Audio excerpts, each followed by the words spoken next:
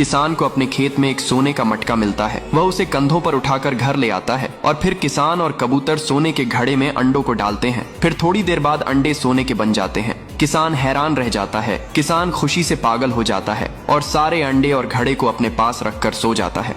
रात के अंधेरे में एक चूहा धीरे से मटके में घुस जाता है। जब किसान सुबह देखता है कि मटके से हजारों चूहे झोपड़ी में भरे पड़े हैं, किसान और कबूतर भागते हैं और एक पेड़ पर चढ़ जाते हैं। फिर किसान तुरंत पेड़ के कूद कर जाता है और मटका को उठाकर खेतों की ओर भागता है और मटके को जमीन में दफना देता है। फिर घर आकर रोने लगता है। फिर लाइक सब्सक्राइब नहीं किया। एक दिन किसान और कबूतर को अपने खेत में एक सोने का मटका मिलता है। किसान मटका को उठाता है और उसे घर ले आता है। फिर किसान मटके में एक किंडर जॉय डालता है और फिर वे जादू से कई सारे बन गए। फिर देखते ही देखते किंडर जॉय का ढेर लग जाता है और झोपड़ी के बाहर Kinder joy he Kinder Joy थे। फिर किसान और कबूतर ने उन्हें जल्दी से लोडिंग ट्रक में भरा और बाजार में बेच दिया और किसान बहुत अमीर हो गया। लेकिन किसान फिर भी रोने लगा। फिर लाइक सब्सक्राइब नहीं किया। ये कबूतर ऊंचे टावर पर घोंसले में अंडों को सह रहा होता है। तभी अचानक तेज धूप से कबूतर का घोंसला आग से जलने लगता है। फिर बेचारा कबूतर घोंसले की आग बुझाने के लिए पानी की तलाश में निकल जाता है। लेकिन तेज धूप के कारण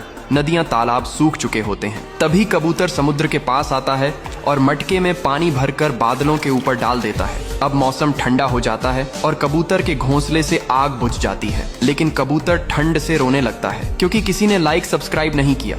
किसान कबूतर के अंडों का बर्गर बनाकर खा जाता है। लेकिन किसान का फिर भी पेट नहीं भरता तो तोता से खाना मांगता है। तोता डर के मारे गुलाब जामुन की टोकरी चुरा लाता है। किसान मजे से रसगुल्ले खाता है और किसान का पेट भर जाता है। लेकिन किसान का पेट दर्द होने लगता है तो किसान गुस्से में तोता को मारकर घर से निकाल देता है। तोता रोने लगता है। फिर लाइक सब्सक्राइब नहीं किया।